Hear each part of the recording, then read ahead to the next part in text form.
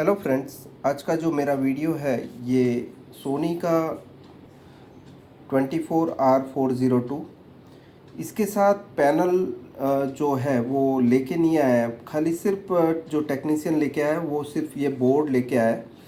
सो अब बिना पैनल के किस तरह से हम ठीक करेंगे, इसके लिए मैं ये वीडियो बना रहा हूँ। और क्या प्रॉब्लम आएगी बिना जो बैकलाइट यूनिट कनेक्ट किए या पैनल कनेक्ट किए, क्या प्रॉब्लम्स आएगी, मैं इसी वीडियो में आपको बता रहा हूँ।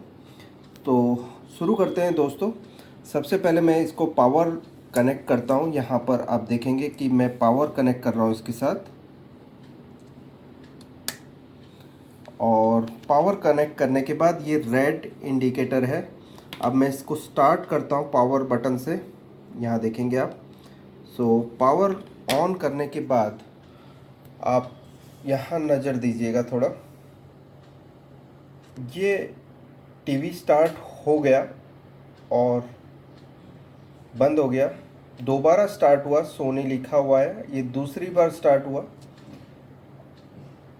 और पिक्चर आ गई। अब फिर बंद हो गया और दोबारा से स्टार्ट हुआ, सोनी लिखा हुआ है, थर्ड टाइम पिक्चर आ गई और बंद हो गया। उसके बाद ये जो एलईडी लाइट्स हैं वो इस तरह से ब्लिंक कर रही है। आप बैकलाइट ऑफ कर दीजिए 2 मिनट। सो यहाँ पर आप देखेंगे ये एलईडी लाइट ब्लिंक कर रही है। पहले हम इसे काउंट कर लेंगे, तो पॉज के बाद ये काउंटिंग अब शुरू करते हैं। 1 2 3 4 5 6। 1 2 3 4 5 6। सो ये 6 टाइम ब्लिंक में चले जाता है, क्योंकि हमने यहाँ पर जो कनेक्शन है बैकलाइट का, आप यहाँ देख सकते हैं, मैंने ये कनेक्ट नहीं किया है, जिसके वजह से बैकलाइट प्रोटेक्शन में जा रहा है। और इसमें जो आईसी यूज़ हुई है वो है BD9276EFV। सो इसकी जो प्रोटेक्शन पिन है वो है 35 नंबर की। सो हम क्या करेंगे कि एक 10K का रजिस्टर यहाँ से ग्राउंड करेंगे 35 नंबर से। सो मैंने यहाँ पर एक रजिस्टर ऑलरेडी यहाँ चिपका के रखा हुआ है। उसका एक एंड जो है वो मैंने सोल्डर कर रखा है ग्राउंड पे। जो आप देख रहे हैं ये ट्यूनर का जो बॉडी है उस पर मैंने सोल्डर कर दिया है। और सेकंड एंड जो है रजिस्टर का, वो मैं ये 35 नंबर की पिन के साथ कनेक्ट करने जा रहा हूँ। सो अभी मैंने ये पावर डिस्कनेक्ट कर दिया है। और एनी टाइम जब भी आपका ये प्रॉब्लम आता है, उसके बाद आपको पावर डिस्कनेक्ट करके ही इसको पहले रीसेट करना होगा, वरना ये 6 टाइम में ही दिखेगा पहले। सो अभी आप यहाँ पर देख सकते हैं कि मैंने ये जो एंड है इसके साथ ये तार जॉइंट कर दिया, और उसका दूसरा एंड जो है वो यहाँ पर मैंने सोल्डर कर रखा है, जो कि 35 नंबर की पिन पे है। यहाँ 35 नंबर आप थोड़ा पास में ले जाए, और मैंने जो सोल्डर कर रखा है मैं आपको प्रॉपरली दिखा देता हूँ। सो यहाँ पर मैंने एक जो तार है वो जॉइंट कर रखा है, जो कि 35 नंबर की पिन पे जा रहा है, ये 9276 आईसी की, और दूसरा एंड 10K से ग्राउंड हो रहा है। सो अभी हम स्टार्ट करके देख लेते हैं टीवी स्टार्ट होता है या नहीं। सो हमने बैकलाइट ऑन कर ली है। अब हम केबल कनेक्ट कर देते हैं इसको एडाप्टर के साथ।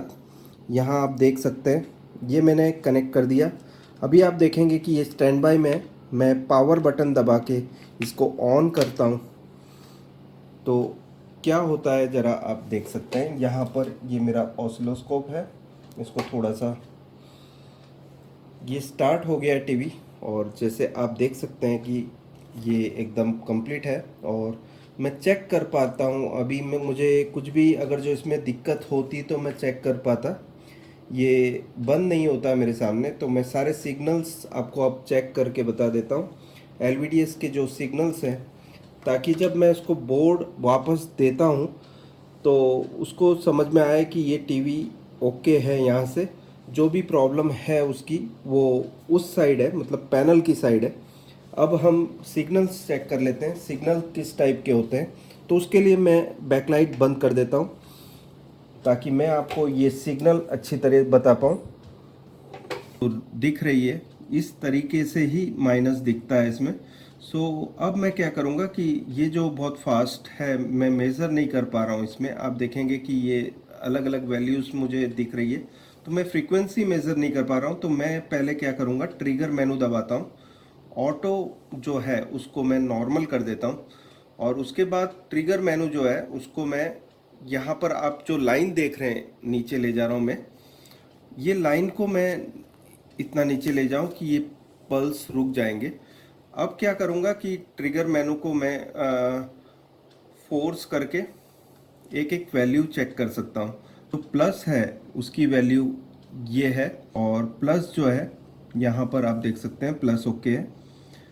RX1 माइनस देख सकते हैं ओके है। RX1 प्लस सिग्नल परफेक्ट है। RX2 माइनस ये ओके है। RX2 plus it is also okay. यहाँ पर क्लॉक है, क्लॉक के बाद हम video signal, last signal check कर लेते हैं। यहाँ पर आप देखेंगे कि ये सिग्नल जो RX3 माइनस है ओके है, और RX3 प्लस भी ओके है। यहाँ आप देख सकते हैं कंप्लीट पल्स आ चुका है। टीवी रेडी है। और ये जो मॉडिफिकेशन मैंने आपको करके बताया, ये हर जगह आप यूज़ कर सकते हैं जहाँ पर बैकलाइट कनेक्शन आपने ओरिजिनल कर रखा है। लेकिन अगर जो ये 6 टाइम प्रोटेक्शन में चले जाता है तो आप ये कर सकते हैं। सोनी के बोर्ड्स में ये ना हो तो BD9397 आईसी होती है, उसके लिए जो प्रोटेक्शन पिन रहेगी वो 31 नंबर रहेगी, उसमें 35 नहीं। ये जो आईसी है इसमें 35 है, और जो 9397 31 नंबर से आपको 10K से ग्राउंड करना है। जैसे कि ये ग्राउंड किया है, सेम तरीके से आपको वो भी ग्राउंड करना है, लेकिन आपको करना ये होगा कि जो 31 नंबर रहेगा 35 की जगह। और मेरी जो आगे आने वाली ट्रेनिंग है वो मुंबई में है। इसके बाद मैं वो मुंबई का कार्ड इसी वीडियो के पीछे पोस्ट कर दूंगा, ताकि आपको दिखेगा कहाँ पर है ये ट्रेनिंग और कितने दिन की है और क्या इसकी फ़ीस है। वो सारी चीज़ें उसमें लिखी हुई है। आप वहाँ पर फ़ोन कर, मतलब जो नंबर दिया गया है उसमें फ़ोन करके ट्रेनिंग के लिए आप रजिस्टर कर सकते हैं ऑफलाइन, और वहाँ पर स्ट्रेट अवे वहीं आ सकते हैं आप ट्रेनिंग लेने के लिए। जो इस फील्ड में नए हैं, जिनको बेसिक इलेक्ट्रॉनिक्स का नॉलेज चाहिए, वो मेरी जो विनोद कैनी टेक्निकल करके जो चैनल है उसमें जा सकते हैं। आपको ऊपर आई बटन दबाना होगा, ऊपर की साइड में आप देखेंगे आई लिखा हुआ है, और उस बटन को दबाएंगे तो आप मेरी विनोद कैनी टेक्निकल के वीडियो देख पाएंगे। और दोस्तों, ये मेरी जो चैनल है इसको सब्सक्राइब करना ना भूलें, और जो विनोद कैनी टेक्निकल है उसको भी सब्सक्राइब कर देना, ताकि जो मेरे लेटेस्ट वीडियोस की नोटिफिकेशन, अगर जो आपने नोटिफिकेशन दबा रखा है तो आपको मोबाइल स्क्रीन पे देखने मिलेगी और सबसे पहले मेरा वीडियो देख पाओगे। शुक्रिया दोस्तों, थैंक्स अ लॉट, बाय।